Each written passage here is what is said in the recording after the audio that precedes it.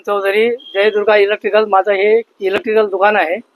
तिथं शिवगंगानगर परिसरात मेन चौकात माझ्या दुकानात शटर तोडून चोरांनी लूट केली व त्यानुसार संदर्भात माझं गल्ल्यातलं चिल्लर वगैरे जे आहे ती चोरीला गेली व बाकी जे माझे पंख्याचे जे सामान असतं ते चोरीला गेलं. पोलिसांना रात्री फोन करून बोलून घेतलं व त्यांनी पंचनामा वगैरे केला आहे.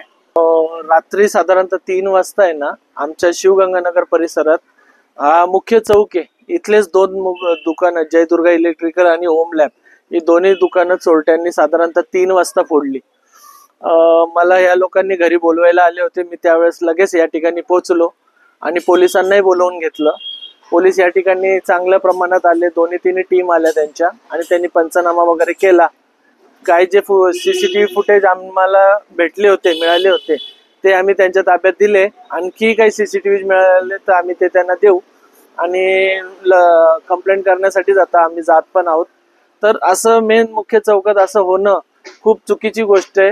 आम्ही पोलिसांना पण विनंती करतो की अशा चोरांवर चाप लावावा, जेणेकरून इथली जनता सुरक्षित झोपू शकेल. कारण इथे आहे ना, चोऱ्यांचं प्रमाण आहे ना खूप वाढत चाललेलं आहे. मध्यंतरी आता 2 महिने आम्हाला विश्रांती मिळाली होती, पण परत हा मोठा दणका मिळालेला आहे. ही मोठी चोरी आमच्या दृष्टीने, जरी खूप चोरी नसेल झाली, पण या 2 दुकानं फोडणं म्हणजे आमच्यासाठी मोठी चोरीच आहे. तर पोलिसांनी त्याच्याकडे लक्ष द्यावं हीच विनंती आहे.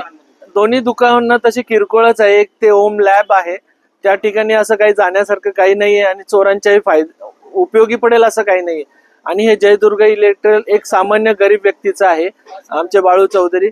त्यांचे 2-4 हजाराचं काही नुकसान झालं असेल, जे तांबे पितळाचं सामान किंवा जे मोटर वगैरे असतं तर ते चोरून नेलेले. बाकी दुसरं काय, जे त्यांचे चिल्लर पैसे काय असेल तेवढे नेले.